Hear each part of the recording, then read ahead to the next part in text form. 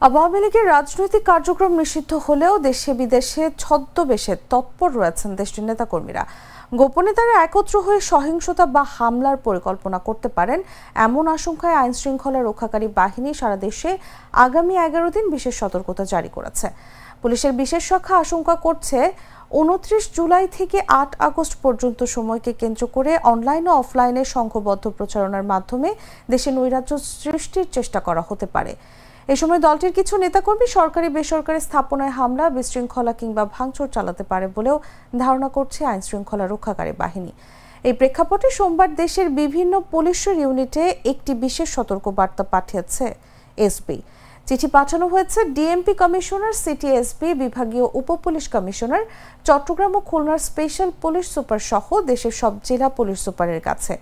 এতে উল্লেখ করা হয়েছে, ঐতিহাসিক জুলাই অভ্যুত্থানের বর্ষপূর্তি ঘিরে সরকার বিরোধী রাজনৈতিক দল এবং ফ্যাসিবাদ বিরোধী সামাজিক সংগঠনগুলো 1 জুলাই থেকে বিভিন্ন কর্মসূচি পালন করছে।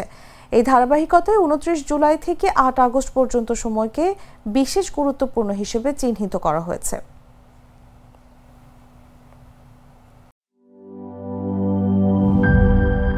বান্ডেল থাকলে প্রতি সেনমানিতে টাকা বাঁচবে।